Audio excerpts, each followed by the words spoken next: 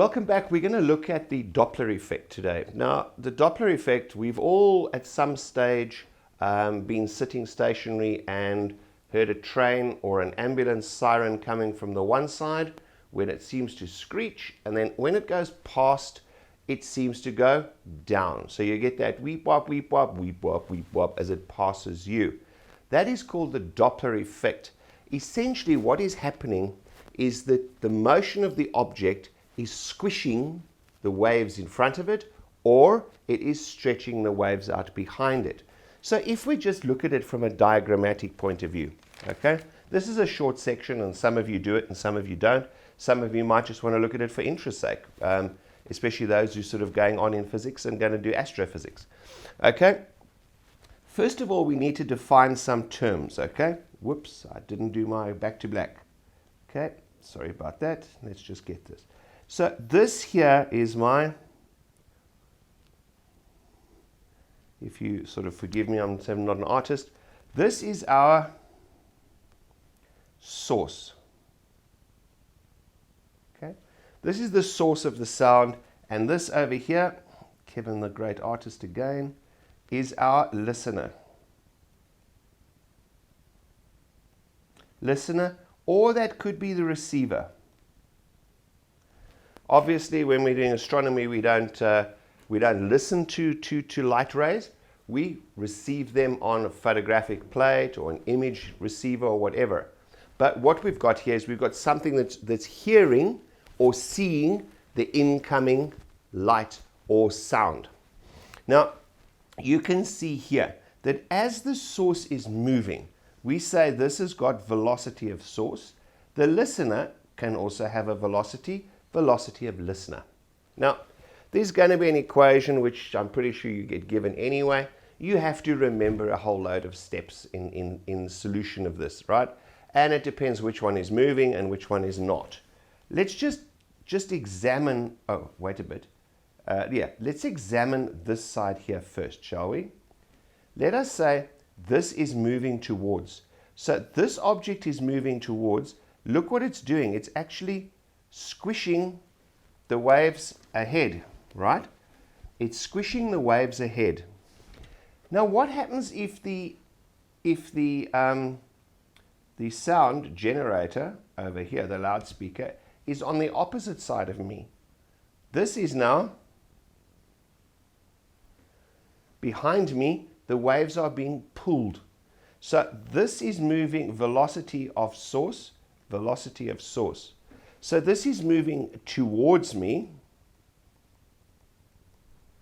towards us, and this is moving away from us. Okay, so we're moving towards and we're moving away.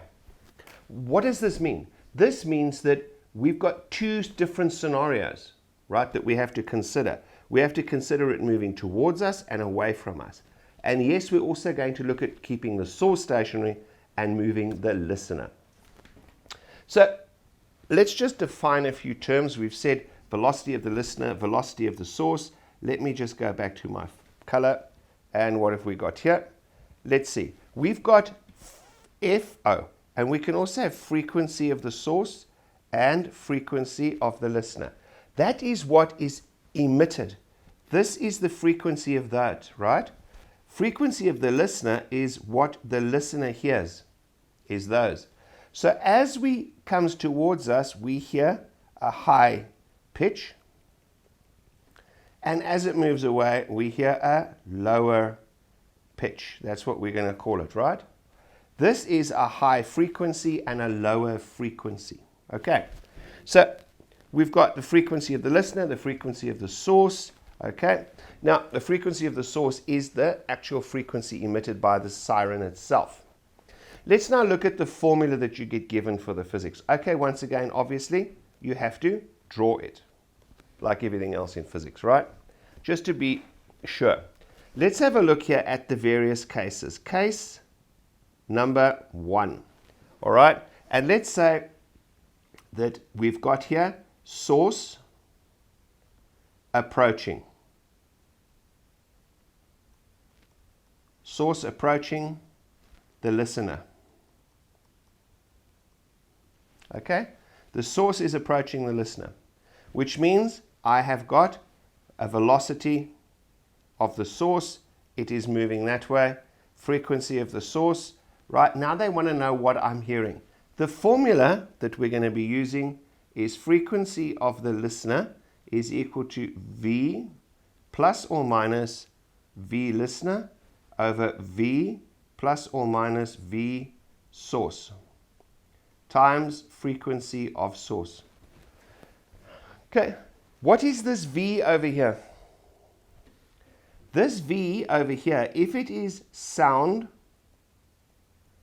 it is the speed of sound in air we use. Okay, generally speaking, that's usually about 340 meters per second that we use. That they will tell you, or it'll be an experiment to verify the answer. But it's around about 340 meters per second. Just out of interest, how many kilometers an hour is that? Let's have a look. 340 times divided by 0 is going to be equal to about 340 meters times 1,000 is that divided by, whoops, okay, right. So we've got the speed of sound, oh sorry, this is in air, usually quoted at sea level. All right, that is meters per second. Let's just do the conversion, meters per second. I must get that to kilometers and hours, right? How do I convert meters to kilometers? I divide by 1,000, and seconds to hours, I multiply by 3.6. So my final answer is going to be equal to 340 times 3.6 is going to be equal to 1224. Just out of interest, kilometers per hour, right? Just for interest's sake. So that's pretty much where we are with that. Now, here we've got to say, right, now in this case, here's my listener, here's my source, here's my listener. So I say V of the listener is 0, frequency of the listener. This is what they're asking us to find, is the frequency of the listener. Well, how do we go about it? Essentially, let us say that we have got here a velocity of the frequency of the source. What did I use? Let's say the frequency of the source is equal to 800 hertz, okay? And the velocity of the source is equal to 15 meters per second, all right? So now, as it's moving towards me, let's see what do we hear. Now, I have to remember a few things, okay? I'll put it in red, okay? It is moving towards, so V source towards means V source is negative, right? V source is negative. So therefore I have got, let's just plug it into our formula over here. We've got frequency of the listener is equal to, okay, 340 plus 0 because the listener is not moving, right?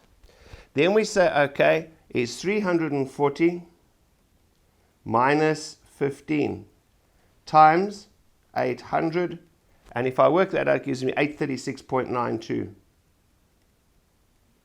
hertz, right? So what has happened? It has gone up, okay? So what do I have to remember? The formula I get given, I have to remember that if it's coming, I'm stationary, which means my velocity is 0, okay?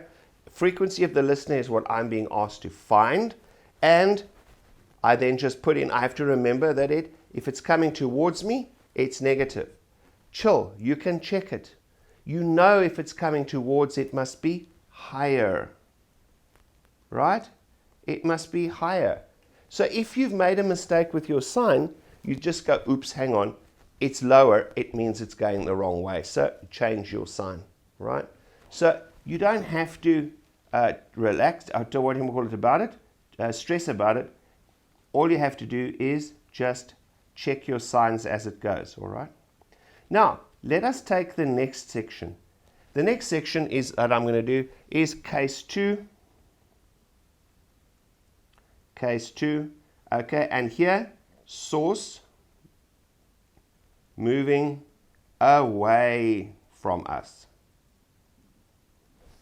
We're the listener, okay? Us is the listener, so to speak. So if it's moving away from us, what then? We say, okay, the source is moving away.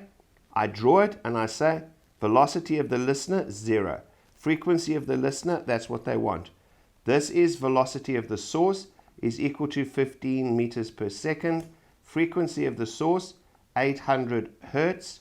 And then I say my formula is frequency of the listener is equal to V plus or minus VL is going to be V is 340 over 340. And in this case, it's going to be plus, right? It's going to be plus. So I add the 15 times 800. And remember, let's go to red just to make a note. We say source moving away. V source is positive. Right. My final answer for this one then is going to be equal to 766.2. Okay. Obviously, guys, you can go and check it yourself again. If you say, made a mistake and it went up and it was supposed to be moving away, then you've made a mistake with the sign, right? So it's pretty straightforward. There's nothing difficult about this. The next one is, I'm only covering it for completeness sake, okay, because some people do it and some don't.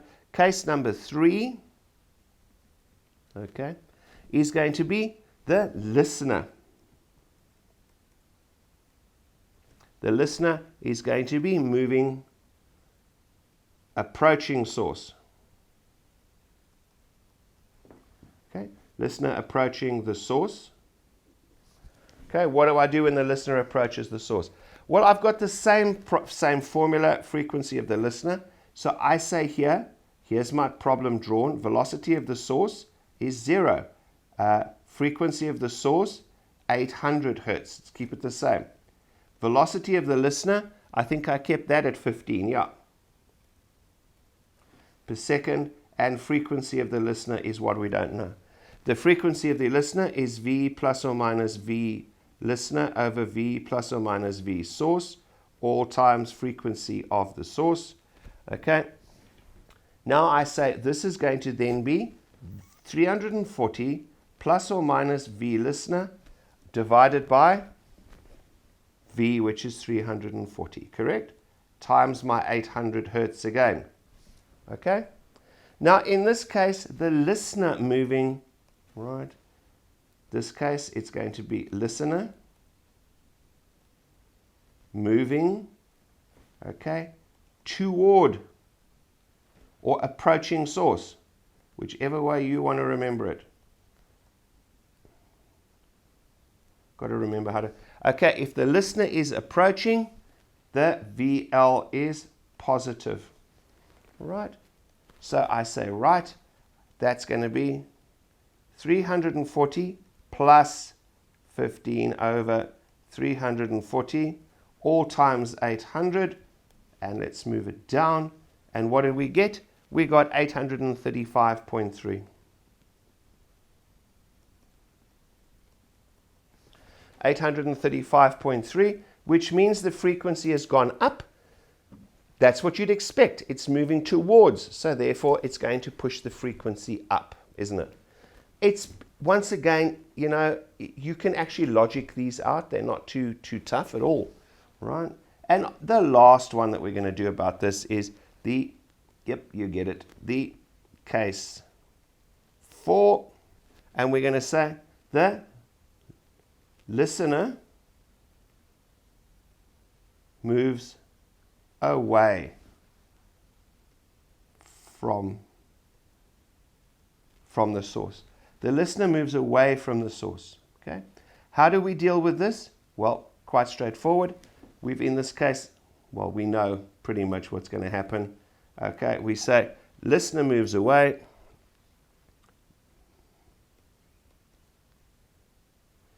The listener moves away. Therefore, V listener is going to be negative. And then we just bang it into the equation and we say, okay, frequency of the listener is going to be, remember, 340 minus 15 over 340 times 800, and my answer is going to be 764.7 hertz, and it has dropped away. Okay, so your next question is surely, okay, well then, can I move both? Yes, of course you can, right? But in that case, it's outside of the scope of what we're doing here, right? The most difficult type of question that they're going to give you here is they'll give you moving towards and moving away and ask you to solve for something with simultaneous equations. Once again, all you do is you draw case 1, case 2, look for the one that's missing, and then solve for that, all right? Could be the frequency of the source that they're asking you to find, right? They'll give you the frequency of the listener. So what they could do, let's just I don't have one offhand. I will put one in extra content. They've got here, for example, okay, they put here, here's my listener, and they give us the frequency of the listener here. So you've got frequency of listener number 1, and they give you frequency of the listener number 2. So you've got the two frequencies. They ask you the frequency of the source. Okay, all right. You might have to use, in that case, simultaneous equations to solve it. All right. As I say, I will put one in. All right. Let's just go through this piece of the next piece of theory, which is in there. All right. Let's just look at the astronomy or the astrophysics side of this. Out there, we've got ourselves over here, to quote the lyrics, whirling silently in space, what, like an apple whirling silently in space, okay? We've got us over here, and our solar system here, and we're part of a galaxy over there. Now, what do these stars emit in the galaxies? They emit light, don't they? They shine. So we get light emitted. Okay. Now, what is that light being emitted? It's something burning, isn't it? Now we come to something called a spectrum or spectra. Now, there's quite a bit of theory in the book, which is not difficult to get hold of or to understand at all. But what are we sitting with is we're sitting with something burning. Now, each element, each and every element in turn has got its own set of spectral lines. When we burn it and only it, we do it in a dark room. So picture it, dark room, a film, take a film of something, and we burn it in the dark room, right? What we get is we get what's called emission spectra or spectral lines. They look, and if you look on the net, you'll see them, but let's say it looks like this. You get a series of lines, and I'm probably drawing sodium or something there. Okay, so you get, this is over here, all right? This is colored lines, all right? Now, let's just put on here,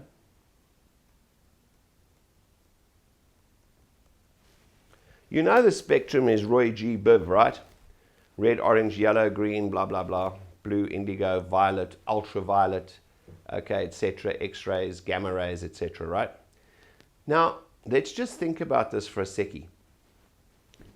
When we burn it on the earth, all right, we get these lines that show up, all right? Please have a look at them. They're very interesting. And remember, each element is unique. Sorry, it's got its own unique spectral lines. Okay? All right, they're emission as opposed to absorption. Now, when this is happening over here, right, that is now between the film and the element over here on Earth. Now let's say that same thing is being burnt on a star a long way away. So on the star itself, you're going to get a mirror image of this, aren't you? Okay. Can you see? you're going to get red, orange, yellow, green, blue, indigo, and violet. So you're going to get the lines in the orange, the yellow, the green. So this is on Earth. This is on our star.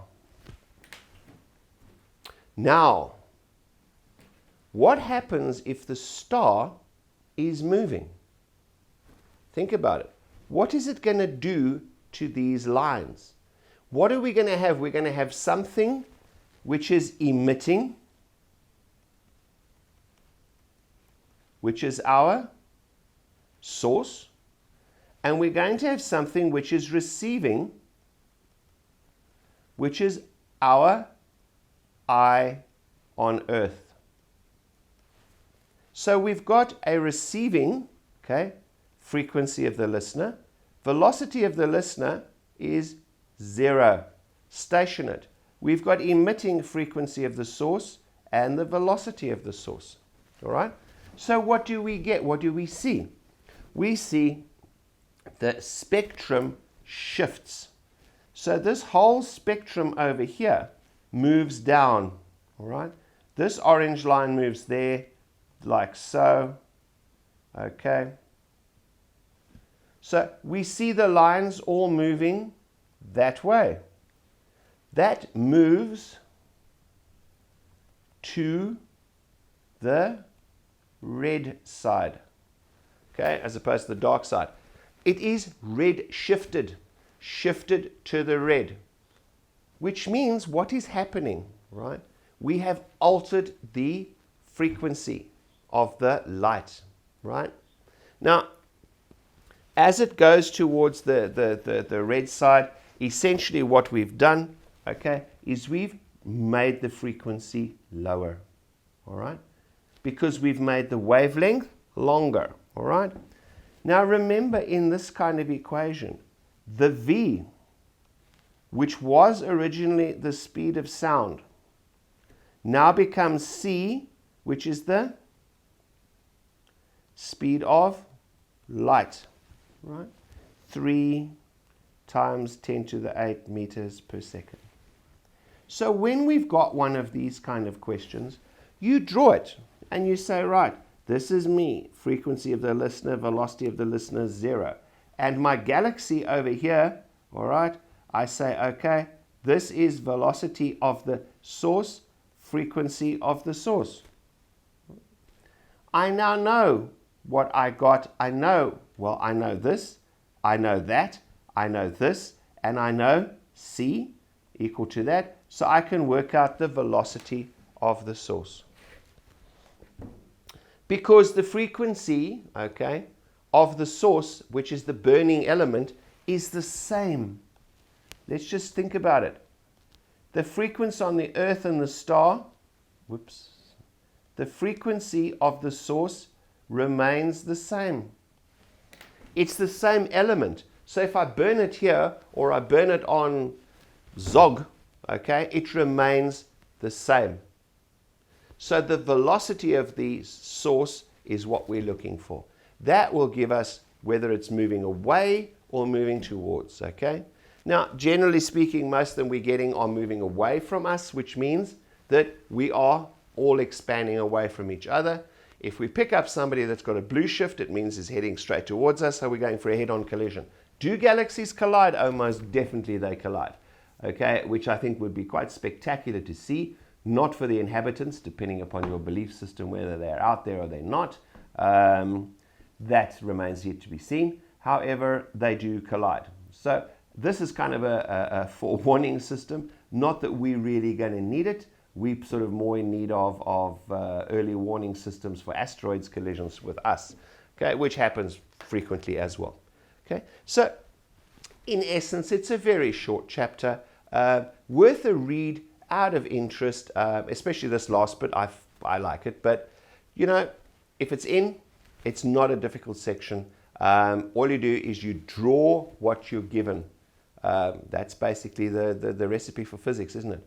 Thanks for watching. Cheers. We're going to be going on to electric circuits next, internal resistance of batteries, and then we're going to go into electrodynamics and optical effects, which is the photoelectric effect. I'll see you then. Cheers. Bye.